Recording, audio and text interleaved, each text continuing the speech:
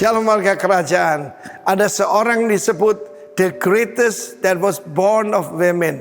Dari yang dilahirkan wanita, ada satu pribadi yang dikatakan the greatest oleh Tuhan Yesus. Dialah John the Baptist, putra Sakaria. Kita baca dalam Matius 11 ayat kedua, di dalam penjara Yohanes mendengar tentang pekerjaan Kristus, dan dia lagi bimbang. Dia menyuruh kedua muridnya bertanya, apakah engkau yang akan datang yang kami nantikan itu? Atau harus kami menantikan orang lain? Mungkin itu keadaan saudara saya. Ketika Arswendo Atmowiloto ditanya keluar dari penjara, katakan satu kata, apa artinya dalam penjara? Dia berkata, yaitu ketidakberdayaan. Mungkin saat ini keadaan saudara seperti John the Baptist, dan mungkin mulai wavering, mulai bimbang, mulai goncang. Dan ini jawaban Yesus. Ya, katakan pada Yohanes apa yang kamu dengar dan kamu lihat sendiri. Ini loh buktinya. Ini orang buta melihat, orang lumpuh berjalan, orang kusta jadi tahir, orang tuli mendengar, orang mati dibangkitkan. Mungkin ada Lazarus saat itu di situ. Dan kepada orang miskin diberitakan kabar baik. Dan mereka kembali pada Yohanes.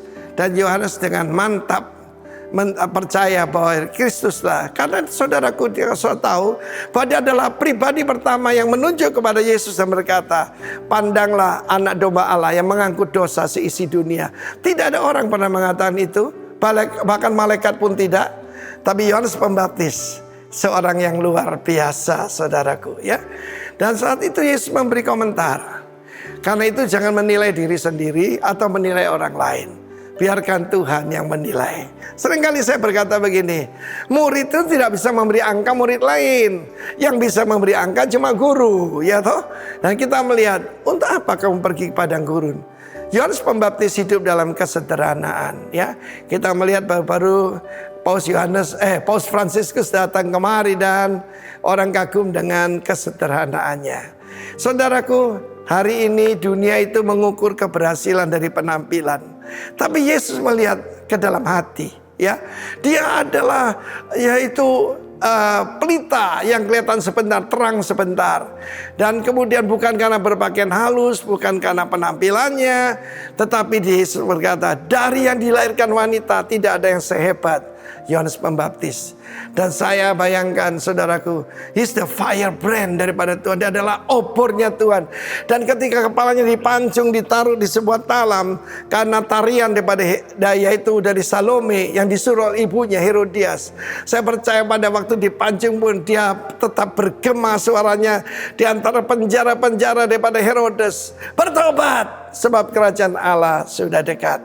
Karena itu saudara yang kasih, Yesus berkata, dari yang dilahirkan wanita tidak ada yang lebih hebat dari Yohanes Pembaptis. Tetapi yang perhatikan nih, yang terkecil dalam kerajaan surga lebih besar daripadanya.